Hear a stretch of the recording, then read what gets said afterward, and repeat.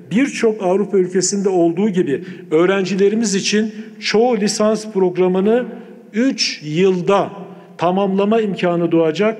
Yüksek öğretim sistemimiz hem daha verimli hem de uluslararası standartlarla daha uyumlu bir yapıya kavuşturulacaktır. Ders yüklerinin öğrencilerimize güncellenmiş bilgi ve nitelikli beceriler kazandıracak şekilde yeniden yapılandırılması şu an en önemli gündem maddelerimiz arasında bulunmaktadır. Yeni dönemde öğrencilerimizin gelişimine katkı sağlamayan ders ve kredilerin müfredattan çıkarılması, ders planlarının sadeleştirilmesi ve öğrenme süreçlerinin proje, uygulama ve araştırma temelli bir hale getirilmesi sağlanacaktır.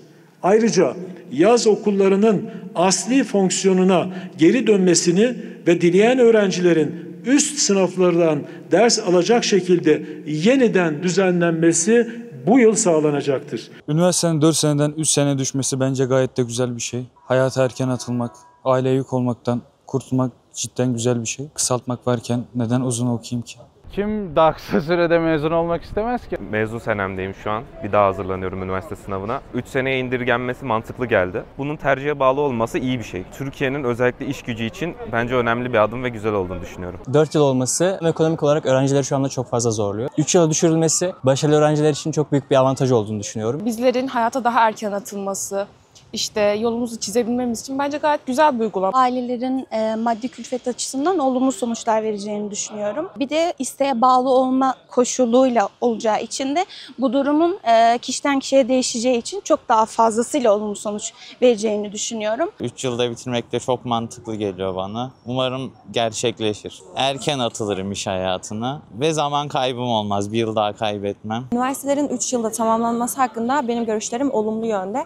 Çünkü bu iş hayatına bir an önce atılmamız için çok büyük bir fırsat. 3 yıl olması iyi bir şey. İşe giderek işte tecrübe etmesi daha iyi bir şey bence. Alabildiğimi alıp bir an önce bir sektörümde ilerleyebilme fırsatının en azından bana verilebilmesi güzel olurdu diye düşünüyorum. Kendi açımdan düşünüyorum. Ben eğer 3 sene içinde bana hak verilseydi, ben okuldan birincilikle mezun oldum.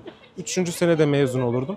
Daha sonraki senelerde de yüksek lisansıma erken başlardım. Sonrasında ise doktoramı da erken bir şekilde tamamlardım. Bence çok olumlu bir şey. Kendi açımdan da yani çevremde gördüğüm insanlar açısından da çok olumlu bir şey bence. Ben destekliyorum bu sistemi çünkü benim de üniversiteye giden oğlum var. Ders kredilerini topladığı takdirde olabilir diye düşünüyorum. Lisans eğitiminin 4 yıldan 3 yıla düşmesi bazı bölümler için avantaj olacaktır. Bir sene çok büyük bir değer, çok büyük verim alınabilir. Keşke bizim zamanımızda böyle bir şey olsaydı. Başarılı öğrenci olduğumu düşündüğüm için söylüyorum. En azından belki ben de faydalanabilirdim. Çoğu insanlar memur çocuğu, işte çiftçi çocuğu veya işte esnaf.